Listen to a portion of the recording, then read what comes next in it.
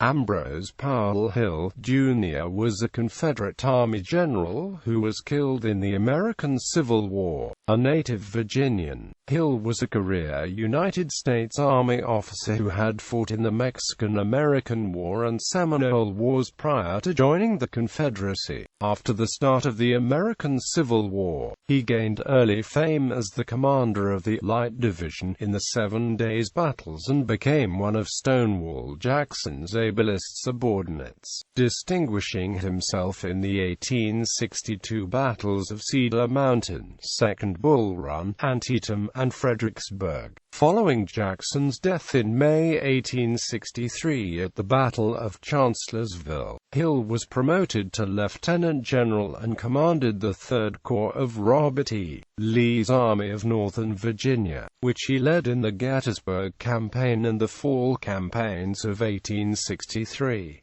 His command of the Corps in 1864–65 was interrupted on multiple occasions by illness, from which he did not return until just before the end of the war, when he was killed during the Union Army's offensive at the Third Battle of Petersburg.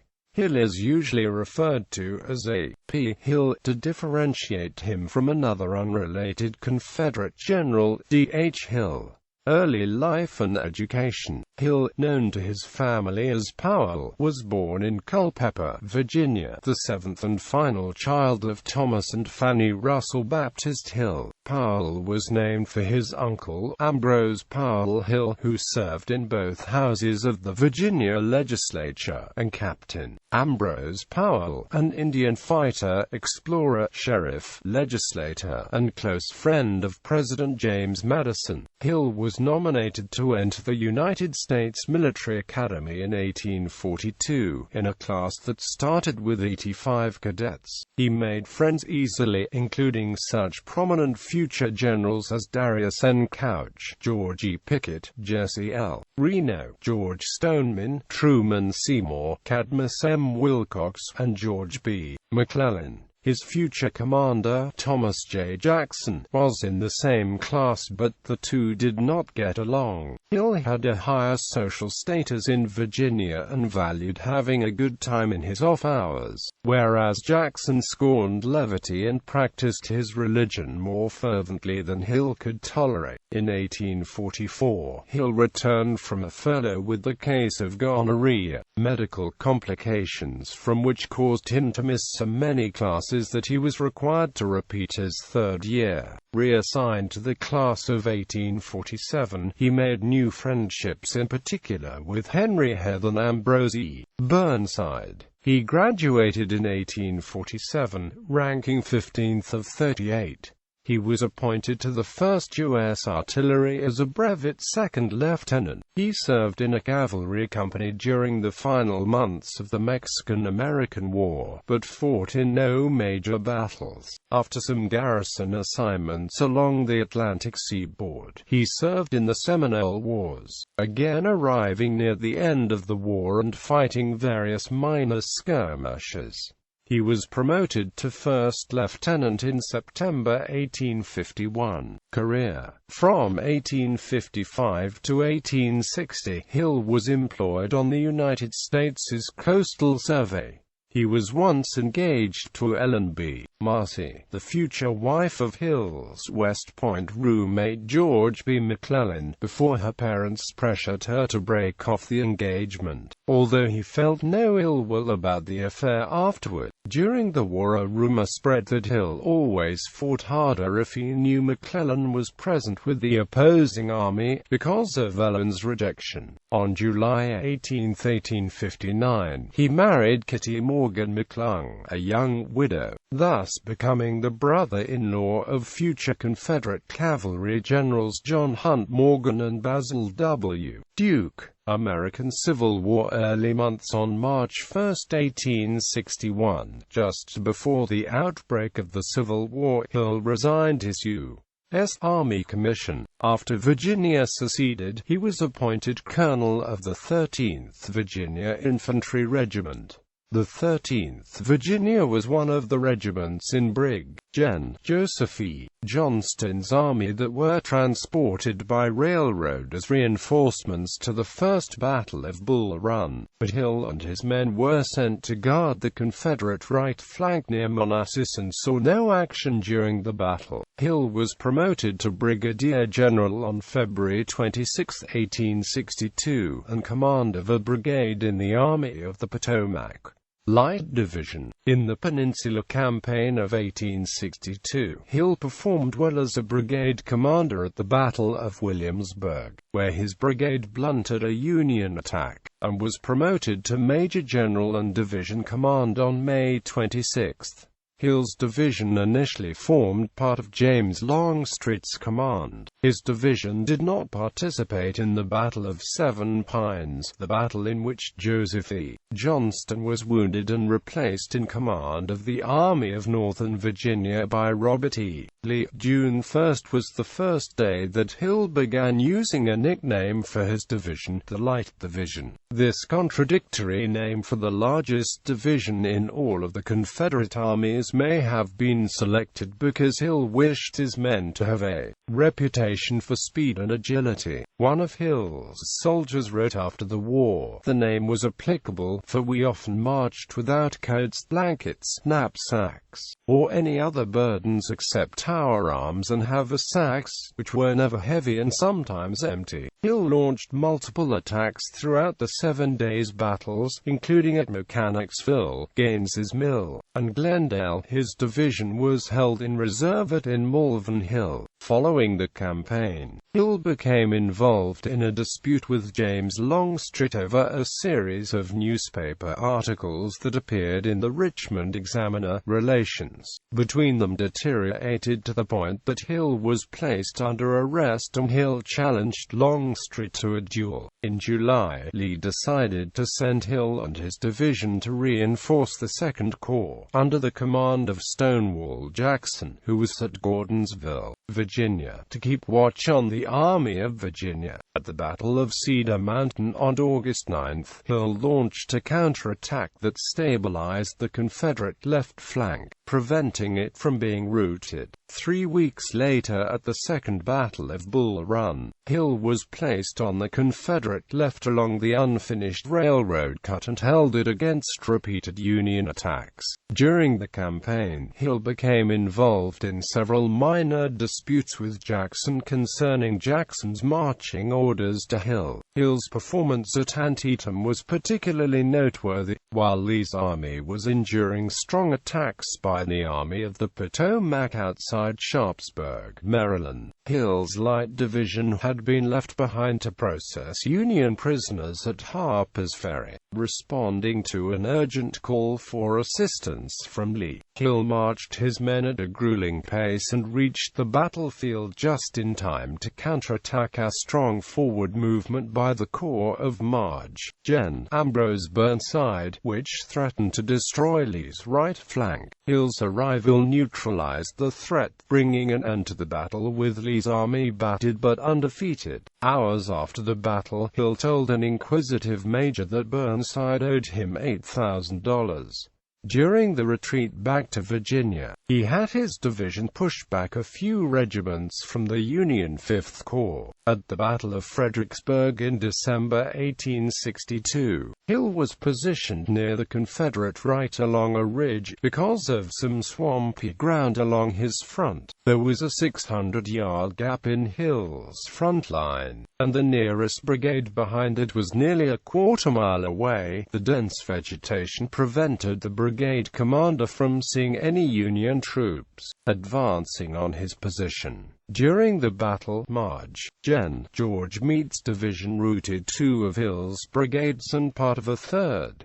Hill required the assistance from March, Gen. Jubal.A. Early's division to repulse the Union attack. Hill's division suffered over 2,000 casualties during the battle, which was nearly 2/3 of the casualties in Jackson's corps. 2 of his brigade commanders were wounded, 1 mortally. After the battle, one of his brigade commanders, Brig. Gen. James J. Archer, criticized him about the gap left in the division's front line. saying that Hill had been warned about it before the battle but had done nothing to correct it. Hill was also absent from his division, and there is no record of where he was during the battle. This led to a rumor spread through the lines that he had been captured during the initial Union assault. Hill and Jackson argued several times during the Northern Virginia campaign and the 1862 Maryland campaign. During the invasion of Maryland, Jackson had Hill arrested and after the campaign charged him with 8 counts of dereliction of duty. During the lull in campaigning following the Battle of Fredericksburg, Hill repeatedly requested that Lee set up a court of inquiry, but the commanding general did not wish to lose the effective teamwork of his 2 experienced lieutenants and so refused to approve Hill's request. The feud was put aside whenever a battle was being fought and then resumed afterward, a practice that lasted until the Battle of Chancellorsville in May 1863. There, Jackson was accidentally wounded by the 18th North Carolina Infantry of Hill's division. Hill briefly took command of the 2nd Corps and was wounded himself in the calves of his legs. While in the infirmary, he requested that the cavalry commander, J.B. Stuart, take his place in command. 3rd Corps commander. After Jackson's death from pneumonia, Hill was promoted on May 24, 1863, to lieutenant general and placed in command of the newly created 3rd Corps of Lee's army, which he led in the Gettysburg Campaign of 1863. One of Hill's divisions, led by his West Point classmate Marge, Gen. Henry Hebb, was the first to engage Union troops at the Battle of Gettysburg. Although the first day of the battle was a resounding Confederate success, Hill received much postbellum criticism from proponents of the Lost Cause movement, suggesting that he had unwisely brought on a general engagement against orders before Lee's army was fully concentrated. His division under Marge, Gen. Richard H. Anderson fought in the unsuccessful second-day assaults against Cemetery Ridge, while his favorite division commander, Marge, Gen. William Dorsey Pender, commanding the Light Division, was severely wounded, which prevented the division from cooperating with the assault. On the 3rd day, 2/3 of the men in Pickett's charge were from Hill's corps, but Robert E. Lee chose James Longstreet to be overall commander of the assault. Of all 3 infantry corps of the Army of Northern Virginia, Hill suffered the most casualties at Gettysburg, which prompted Lee to order them to lead the retreat back into Virginia. During the autumn campaign of the same year, Hill launched his corps too hastily in the Battle of Bristow Station and was bloodily repulsed by Marge, Gen. Governor K. Warren's 2nd Corps. Lee didn't criticize him for this afterward, but ordered him to detail himself to the dead and wounded after hearing his account. Hill's corps also took part in the Battle of Mine Run. Other than a brief visit to Richmond, Indiana, January 1864, Hill remained with his corps in its winter encampments near Orange Courthouse. In the Overland Campaign of 1864, Hill's corps held back multiple Union attacks during the first day of the Battle of the Wilderness, but became severely disorganized as a result. Despite several requests from his division commanders, Hill refused to straighten and strengthen his line during the night, possibly due to Lee's plan to relieve them at daylight. At dawn on the 2nd day of the battle, the Union Army launched an attack that briefly drove Hill's corps back with several units routed, but the 1st Corps under Longstreet arrived just in time to reinforce him. Hill was medically incapacitated with an unspecified illness at Spotsylvania Courthouse, so Marge, Gen. Jubal Early temporarily took command of the 3rd Corps. but Hill was able to hear that his men were doing well and to observe the battle at Lee's side. After recovering and regaining his corps, he was later rebuked by Lee for his piecemeal attacks at the Battle of North Anna. By then, Lee himself was too ill to coordinate his subordinates in springing a planned trap of the Union Army. Hill held the Confederate right flank at Cold Harbor, where his corps defended against the main Union attack on June 3, when part of the troops to his right gave way. Hill used one brigade to launch a successful counterattack. During the Siege of Petersburg of 1864–65, Hill and his men participated in several battles during the various Union offensives. During the Battle of the Crater, he fought against his West Point classmate Ambrose Burnside, whom the former repulsed at Antietam and Fredericksburg. Hill was ill several times that winter. In March 1865, his health had deteriorated to the point where he had to recuperate in Richmond until April 1, 1865.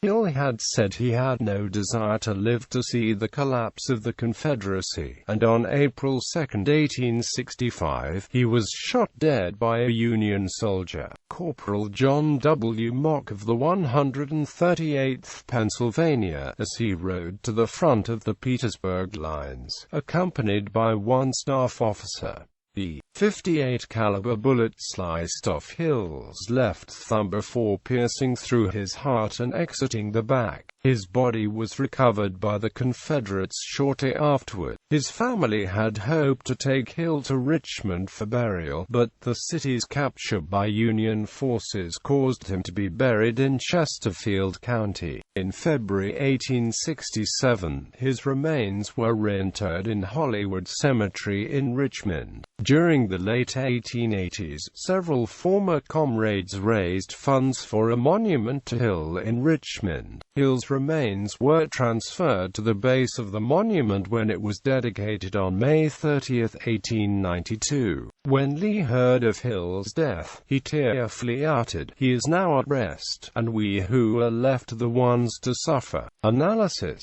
Hill did not escape controversy during the war. He had a frail physique and suffered from frequent illnesses that reduced his effectiveness at Gettysburg, the Wilderness, and Spotsylvania Courthouse.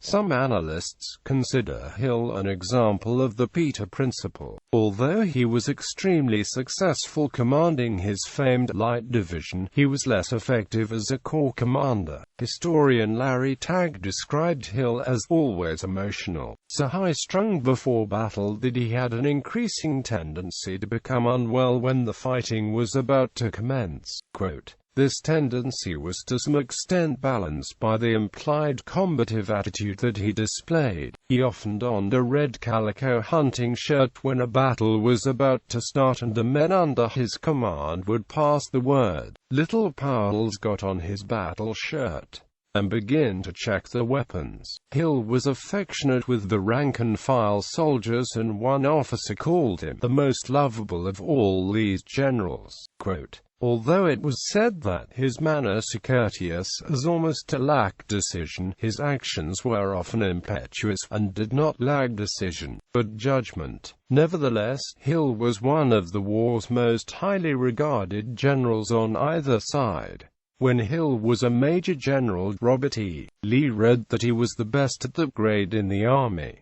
He had a reputation for arriving on battlefields just in time to prove decisive. Stonewall Jackson on his deathbed deliriously called for A.P. Hill to prepare for action. Some histories have recorded that Lee also called for Hill in his final moments, although current medical opinion is that Lee was unable to speak during his last illness. Legacy. In the Hermitage Road Historic District of Richmond, Virginia, the A.P. Hill Monument is located in the center of the intersection of Laburnum Avenue and Hermitage Road. This monument is the only one of its type in Richmond under which the subject individual is actually interred. The United States military honored Hill by naming both a fort and a ship after him. Fort A.P. Hill is located in Caroline County, Virginia, about halfway between Richmond and Washington, D.C. During World War II, the United States Navy named a Liberty ship the SS A.P. Hill in his honor. Hill's sword is on display at the Chesterfield County Museum in Chesterfield, Virginia. In popular culture, Hill is depicted in both of Ronald F. Maxwell's Civil War films, Gettysburg and Gods and Generals. In the former, he was portrayed by historian and Civil War reenactor Patrick Falsey, in the latter, by character actor William Sanderson.